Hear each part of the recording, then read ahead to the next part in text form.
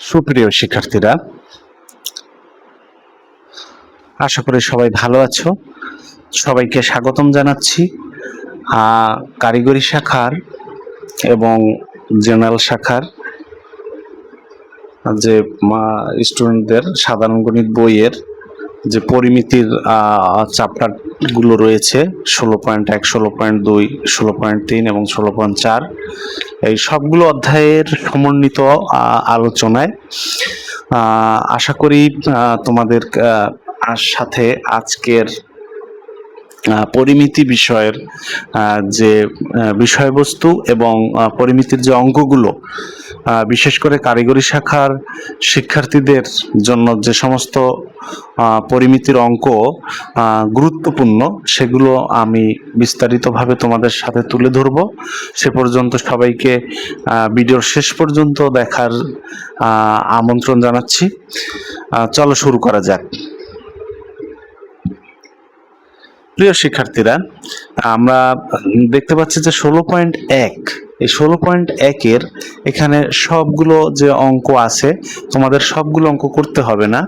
এখানে দেখো উদাহরণ 4-এ একটা অঙ্ক আছে। একটি সমবাহু ত্রিভুজের প্রত্যেকটি বাহুর দৈর্ঘ্য 1 মিটার বাড়ালে ক্ষেত্রফল 1 মিটার বাড়ালে ক্ষেত্রফল 3√3 বর্গমিটার বেড়ে যায়। ত্রিভুজটির বাহুর দৈর্ঘ্য নির্ণয় করো। আচ্ছা, তাহলে এই যে অঙ্কটা করা আছে, দেখো এইখানে এই ত্রিভুজটি কেমন ত্রিভুজ? এই ত্রিভুজটি হচ্ছে সমবাহু ত্রিভুজ। সমবাহু ত্রিভুজ মানে কি? তিনটা বাহুই হচ্ছে সমান। আচ্ছা, এই ত্রিভুজটির তিনটি বাহুই হচ্ছে সমান। এখানে আমরা একটা বাহুর দৈর্ঘ্য যদি আমরা ধরে নেই যে একটা সমবাহু ত্রিভুজের একটা বাহু যদি এ হয়, তাহলে প্রত্যেকটা বাহুর দৈর্ঘ্য হচ্ছে এ। আবার শর্তে বলছে বাহুর দৈর্ঘ্য 1 মিটার বাড়াতে হবে। তাই এর সাথে যদি আমরা +1 অর্থাৎ 1 মিটার বাড়াই, তাহলে a+1 হলে প্রত্যেকটি বাহুই হবে a+1, অর্থাৎ দুইবার কিন্তু আমাদের ত্রিভুজটা বিবেচনা করতে হবে। তো চলো আমরা অঙ্কের সমাধানটা একটু দেখি। তাই এখানে দেখো প্রথমে একটু লিখবে যে মনে করি সমবাহু ত্রিভুজের প্রত্যেক বাহুর দৈর্ঘ্য a মিটার। আচ্ছা, আমরা জানি যে সমবাহু ত্রিভুজের বাহুর দৈর্ঘ্য যদি জানা থাকে, তাহলে ত্রিভুজটির ক্ষেত্রফল কি হবে? ত্রিভুজটির ক্ষেত্রফল হবে √3/4 a²। আশা করি এটা তোমাদের সবারই জানা। এরপরে প্রশ্নে বলা আছে, দেখো প্রত্যেক বাহুর দৈর্ঘ্য 1 মিটার বাড়ালে ক্ষেত্রফল 3√3 বর্গমিটার বেড়ে যায়। আচ্ছা, আমরা যদি ত্রিভুজের প্রত্যেক বাহুর দৈর্ঘ্য 1 মিটার বাড়াই, আচ্ছা বাহুর দৈর্ঘ্য ধরেছিলাম এ মিটার, এখন যদি 1 মিটার বাড়াই, তাহলে বাহুর দৈর্ঘ্যটা কি হবে? a+1 হবে। বাহুর দৈর্ঘ্য কি হবে? 1 মিটার বাড়ালে, আগে ছিল এ মিটার, এখন 1 মিটার বাড়ালাম, তাহলে কি হলো? a+1 হবে। আচ্ছা, এখন এই যে 1 মিটার বাড়ালে ক্ষেত্রফলটা কি হবে? ক্ষেত্রফলের সূত্র তো ঠিকই থাকবে, অর্থাৎ √3/4 বাহু স্কয়ার। তা এখানে বাহুর মাপ কত হলো? তাহলে a+1 হলো। তাহলে বাহুর জায়গায় বসলো √3/4 আর বাহুর জায়গায় বসলো a+1 তার হোল স্কয়ার। আচ্ছা, ক্ষেত্রফলের একক বর্গমিটার, যে এককেই থাকুক, সেন্টিমিটার থাকলে বর্গ সেন্টিমিটার আর মিটারে থাকলে বর্গ মিটার। আশা করি এটুকু বুঝতে পেরেছো। এরপরে প্রশ্নে কি বলছে যে ক্ষেত্রফল বেড়ে গেল, তাহলে প্রথম ক্ষেত্রফল ছিল √3/4 a², আর বাহুর দৈর্ঘ্য 1 মিটার বাড়ানোর ফলে ক্ষেত্রফল হয়েছে √3/4 a+1 তার হোল স্কয়ার। তাহলে এখানে ক্ষেত্রফল বাড়লো, কতটুকু বাড়ছে? প্রশ্নে বলা আছে 3√3 বর্গমিটার বেড়ে গেছে। তাহলে আমরা প্রশ্ন মতে লিখতে পারি যে √3/4 a+1 তার হোল স্কয়ার মাইনাস √3/4 a², অর্থাৎ দ্বিতীয় ক্ষেত্রফল থেকে প্রথম ক্ষেত্রফল বিয়োগ করলে ক্ষেত্রফল বাড়ে 3√3 বর্গমিটার। এইটা আমরা এখানে প্রশ্ন অনুসারে লিখতে পারি। আচ্ছা, উভয় পক্ষে এখানে √3/4, এখানে √3/4, এইখান থেকে √3/4 কি করব? উভয় পক্ষ থেকে ভাগ করে দেব। তাহলে √3/4 উভয় পক্ষ দিয়ে ভাগ করলে এই √3/4 কি কাটাকাটি যাবে, আবার এইটার এই যে √3/4 এইটার কাটাকাটি যাবে, আর এখানে 3√3 কে √3/4 দিয়ে যদি ভাগ করি, তাহলে কাটাকাটি গিয়ে থাকবে কি 12 থাকবে। ওকে, আচ্ছা, এখানে √3/4 কে যদি √3/4 দিয়ে ভাগ করি, তাহলে এই √3/4 কাটে গেল, থাকলে a+1 তার হোল স্কয়ার, দেখো তাই লেখা আছে। এরপর এই যে মাইনাস চিহ্নটা মাইনাস দেওয়া আছে, তারপরে √3/4 √3/4 ভাগ করার কারণে √3/4 ভেনিশ হয়ে গেল, থাকলো কি a স্কয়ার। আর এখানে 3√3 ভাগ √3/4, তাতে কি আসবে 12 আসবে। তুমি প্রয়োজন একটু রাফ করে নিতে পারো। তাহলে এখানে কি দাঁড়াইলো a স্কয়ার প্লাস এই যে এখানে a+1 তার whole square minus a square equal to 12। এখন a তো এই আছে, আর +1, এই 1 কে ধরে মনে মনে ধরে নিলাম এটা b, 1 হচ্ছে b। তাহলে a + b তার হোল স্কয়ার আমরা সূত্র কি জানি, a square plus twice ab plus b square. তাইলে আমরা a+1 তার হোল স্কয়ার কে সূত্রের মতো করে লিখতে পারি, কি লিখতে পারি, a square plus 2a plus 1। ওকে, আর এখানে মাইনাস a স্কয়ার, আর এই পাশে 12, যা আছে তাই লিখে দিলাম, কোনো চেঞ্জ নাই। ওকে, আচ্ছা এরপরে দেখো a square plus 2a plus 1 minus a square. এখন এইটা প্লাস a স্কয়ার আর এটা হচ্ছে মাইনাস a স্কয়ার, তাহলে এইটা যদি মাইনাস a স্কয়ার আর প্লাস a স্কয়ার কাটা যায় তাহলে কি হবে, তোমরা কি দেখতে পারতেছো? আমাকে জানাও যদি তোমাদের যদি দেখতে সমস্যা হয়। এই যে আমি আরেকটু জুম করে দিলাম, এই যে এখন কি দেখা যায়, আমাকে একটু কমেন্টে জানিও। আচ্ছা, আমরা এই পর্যন্ত ছিলাম যে a+1 তার হোল স্কয়ার, এটাকে a+b হোল স্কয়ারের সূত্র বিবেচনা করে সূত্র অনুযায়ী লিখব। আচ্ছা, লেখার পরে এখানে a square plus 2a plus 1 minus a square, তাই plus a square minus a square কাটা গেল, থাকলো 2a প্লাস 1 ইকুয়াল টু 12। এই যে +1, এই যখন +1 ডান পাশে নিয়ে আসবো, সমান সমানের ডান পাশে নিয়ে আসবো, তখন 12 থেকে এই +1 -1 হয়ে যাবে, 12 থেকে 1 বিয়োগ যাবে, থাকবে কি 11। তাহলে 2a সমান কি হলো, 11 হলো। 2a সমান 11, তাহলে a সমান এই যে 2 গুণ 2 এই পাশে ভাগ করে দিলাম, 11 কে 2 দিয়ে ভাগ করে দিলে 5.5 আসে। তাহলে আমার এই প্রশ্ন বলছে বাহুর দৈর্ঘ্য নির্ণয় করো, তো বাহুর দৈর্ঘ্য এর মান পেয়ে গেলাম 5.5। তাহলে এটাই আমার কি অ্যান্সার, নির্ণেয় বাহুর দৈর্ঘ্য হচ্ছে 5.5 মিটার। আশা করি বুঝতে পেরেছ। আচ্ছা, এরপরে দেখো উদাহরণ, এখানে উদাহরণ 5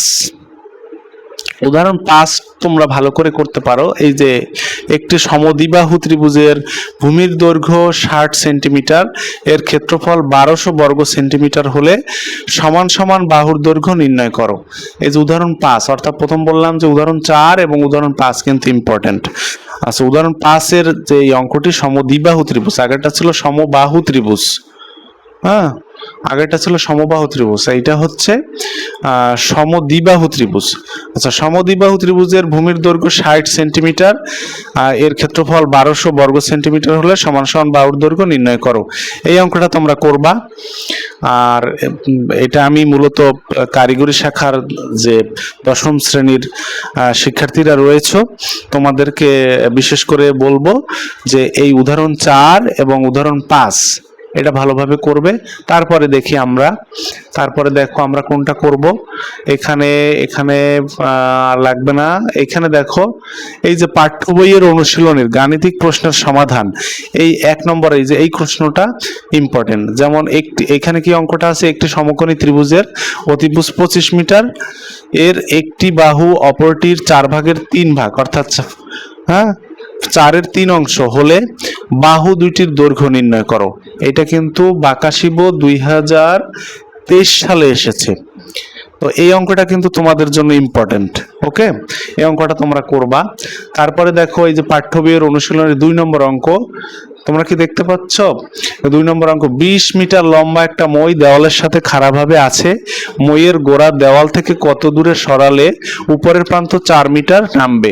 এই অঙ্কটা তোমরা এখানে এটা বাকাশি 24 সালে এসছে, অর্থাৎ বাংলাদেশ কারিগরি শিক্ষা বোর্ডের যে এসএসসি ভোকেশনাল পরীক্ষা সেখানে 24 সালে এসেছে এবং 17 সালে এসেছে। তো এই অঙ্কটাও কিন্তু তোমাদের জন্য অত্যন্ত গুরুত্বপূর্ণ। আসো আমরা পরের পৃষ্ঠায় দেখি। এখানে এই পাশে আমি কত ইম্পর্টেন্ট দেখতেছি না, এই পৃষ্ঠার এখানে ইম্পর্টেন্ট নেই, এইটা করতে পারো যে পাঠ্য বইয়ের যে 7 নম্বর অঙ্ক আছে 16.1 এর 7 নম্বর অঙ্ক, একটি সমদ্বিবাহু ত্রিভুজের সমান সমান বাহুর দৈর্ঘ্য 10 মিটার এবং এর ক্ষেত্রফল 48 বর্গমিটার হলে ভূমির দৈর্ঘ্য নির্ণয় করো। এই অঙ্কটা করবা এবং এই অঙ্কটাও কিন্তু বাকাশিবর একটা বোর্ডে এসেছে, তো এই অঙ্কটাও কিন্তু ইম্পর্টেন্ট। ওকে, 7 নম্বর অঙ্কটাও তোমরা করে নিতে পারো। আর এই অঙ্কগুলোর পিডিএফ আমি তোমাদের কমেন্ট সেকশনে দিয়ে রাখবো, তোমরা এই পিডিএফটা ফলো করে তোমরা প্রস্তুতি নিতে পারবে। আচ্ছা, এই পৃষ্ঠার আর অঙ্ক আমি তোমাদের দিচ্ছি না। এরপরে দেখো পাঠ্য বইয়ের অনুশীলনের সৃজনশীল প্রশ্ন আছে একটা। এই সৃজনশীল তোমাদের তো আর কারিগরি শাখায় যারা আছো তোমাদের তো সৃজনশীল কোশ্চেন আসে না, তো তোমরা যে প্রশ্নগুলো 16.1 যে অঙ্কগুলো বললাম এই কটা ভালোভাবে করলে আশা করি 16.1 কমপ্লিট প্রস্তুতি হয়ে যাবে তোমাদের। ওকে, আচ্ছা আমরা এরপরে একটু দেখি 16.2 এর উদাহরণ অংশ দিয়ে আমরা একটু দেখব। এই 8 নম্বর একটা অঙ্ক আছে, একটি আয়তাকার ঘরের দৈর্ঘ্য প্রস্থের 2 এর 3 গুণ, এর ক্ষেত্রফল 384 বর্গমিটার হলে পরিসীমা ও কোণের দৈর্ঘ্য নির্ণয় করো। এই অঙ্কটা করতে পারো।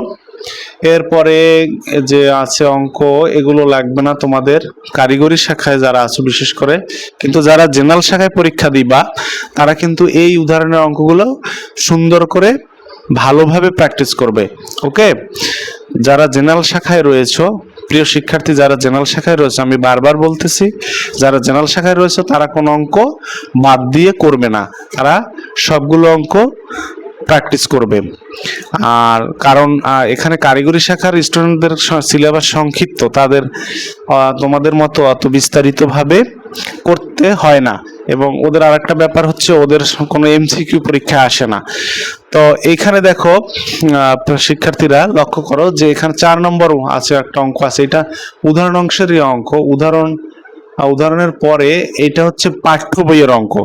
পাঠ্য বইয়ের 4 নং, একটি বর্গাকার মাঠের বাইরের চারদিকে 5 মিটার চওড়া একটা রাস্তা আছে, রাস্তার ক্ষেত্রফল 506 বর্গমিটার হলে মাঠের ক্ষেত্রফল নির্ণয় করো। এই যে 4 নম্বর অঙ্কটা, এটা বাকাশিব 2022 এবং 18 সালে এসেছে। এই অঙ্কটা তোমরা করবা, কারিগরি শাখার স্টুডেন্টদেরকে বলতেছি। এরপরে রয়েছে 5 নম্বর অঙ্ক লাগবে না, 5 নম্বর লাগবে না তোমরা এইটার 6 নম্বর অঙ্কটা তোমাদের জন্য ইম্পর্টেন্ট।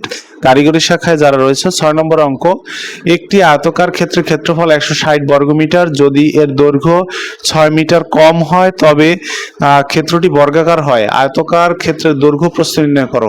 এই অঙ্কটা তোমাদের জন্য ইম্পর্টেন্ট। এই যে 6 নম্বর অঙ্কটা তোমরা করতে পারো, হ্যাঁ অবশ্যই করতে পারো বলতে কি 4 এবং 6 এটা পাঠ্য বইয়ের অনুশীলনীর অঙ্ক, 4-6 নম্বর অঙ্ক মাস্ট করবে। ওকে, আচ্ছা এরপরে হচ্ছে 7 নম্বর অঙ্ক তোমরা করবে কারিগরি শাখায় যারা রয়েছে। একটি সামান্তরিকের ভূমি উচ্চতার 4 ভাগের 3 ভাগ বা 4-এর 3 অংশ এবং ক্ষেত্রফল 363 বর্গমিটার হলে ক্ষেত্রটির ভূমি এবং উচ্চতা নির্ণয় করো। এই অঙ্কটা তোমরা করবা, কারিগরি শাখার স্টুডেন্ট আর জেনারেল শাখার স্টুডেন্ট তো সবগুলো অঙ্কই প্র্যাকটিস করবা। হ্যাঁ, এরপর 8 নম্বর অঙ্ক, একটি সামান্তরিকের ক্ষেত্রফল একটি বর্গক্ষেত্রের সমান, সামান্তরিকের ভূমি 125 মিটার এবং উচ্চতা 5 মিটার হলে বর্গক্ষেত্রের কর্ণের দৈর্ঘ্য নির্ণয় করো। এখানে কারিগরি শাখায় যারা স্টুডেন্ট রয়েছে তোমরা এই অঙ্কটাও করবা। এই অঙ্কটাও দেখা যায় ইম্পর্টেন্ট একটা অঙ্ক, এটা করতে পারো। তারপরে দেখো এইটা একটু পৃষ্ঠাটা একটু পোর্টল্যান্ড হয়ে গেছে, আমরা ঘুরাতে পারি। আচ্ছা আপাতত ঘুরাইতেছি না, দেখো কারণ ভিডিওটা বড় হয়ে যাচ্ছে। আমরা এখান থেকে দেখে নিচ্ছি, এই যে এই অঙ্কটা লাগবে না, 22 লাগবে না, 23 নম্বর অঙ্কটা দেখো। এই যে 23 নম্বর অঙ্ক, একটি চাকার ব্যাস 4.5 মিটার, চাকাটি 300 কত লেখা আছে 360 মিটার পথ অতিক্রম করতে কতবার ঘুরবে। এইটা কিন্তু ভেরি ভেরি ভেরি ইম্পর্টেন্ট কারিগরি শাখার স্টুডেন্টদের জন্য। এই যে 23 নম্বর অঙ্ক উদাহরণ অংশের সম্ভবত 23 নম্বর, এইটা উদাহরণ অংশ বলতে এটা পরের চ্যাপ্টারের উদাহরণ, এইটা অর্থাৎ 16.3 এর উদাহরণ, 16.3 এর সম্ভবত এটা 16.3 এর 23 নম্বর অঙ্কটা অত্যন্ত গুরুত্বপূর্ণ।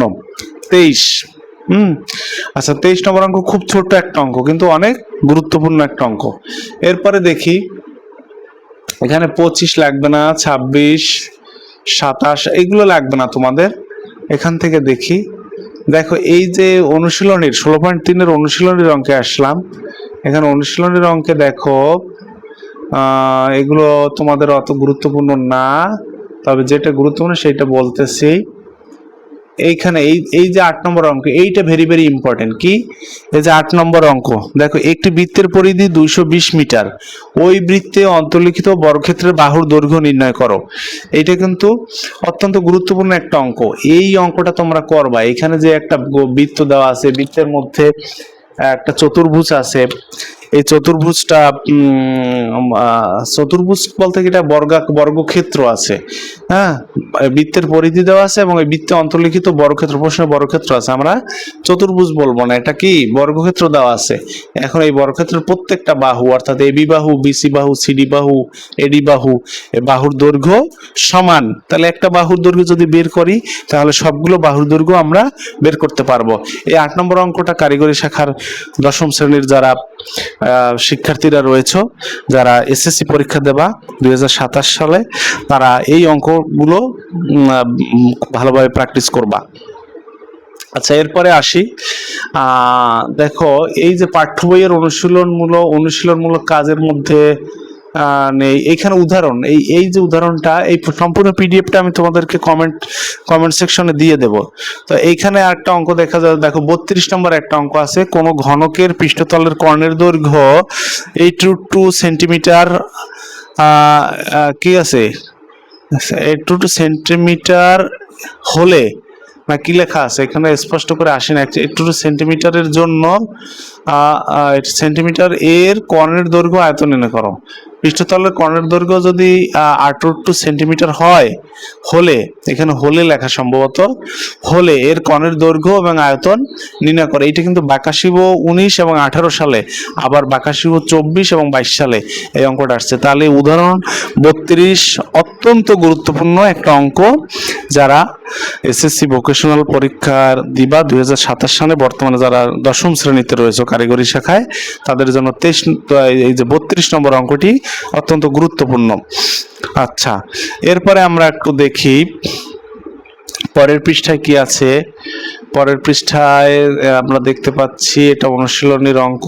এই যে অনুশীলনের পাঠ্য বইয়ের অনুশীলনের যে অঙ্ক রয়েছে, যে পাঠ্য বইয়ের অনুশীলনের প্রশ্ন এখানে রয়েছে 4 নম্বর অঙ্ক। এই 4 নম্বর অঙ্কটা কিন্তু গুরুত্বপূর্ণ অঙ্ক। একটি আয়তকার ঘনবস্তুর দৈর্ঘ্য প্রস্থ উচ্চতার অনুপাত 21:16:12 এবং কর্ণের দৈর্ঘ্য 87 সেন্টিমিটার হলে ঘনবস্তুটির তলের ক্ষেত্রফল নির্ণয় করো। এই অঙ্কটা কিন্তু তোমাদের জন্য গুরুত্বপূর্ণ। এই অঙ্কটা তোমরা যারা 10ম শ্রেণীতে রয়েছে তারা এই অঙ্কটা করবা। এটা অত্যন্ত গুরুত্বপূর্ণ একটা অঙ্ক। আচ্ছা, এরপরে আমরা দেখি 5 নম্বর। এই 5 নম্বর লাগবে না। তারপরে এই পৃষ্ঠার কোন অঙ্ক, এই পৃষ্ঠায় একটা অঙ্ক করবা। এই যে 8 নম্বর অঙ্কটা, এই যে এই পৃষ্ঠার 8 নম্বর অঙ্কটা হচ্ছে 12 সেন্টিমিটার উচ্চতা বিশিষ্ট একটি বেলনের ভূমির ব্যাসার্ধ 5 সেন্টিমিটার, এর পৃষ্ঠতলের ক্ষেত্রফল আয়তন নির্ণয় করো।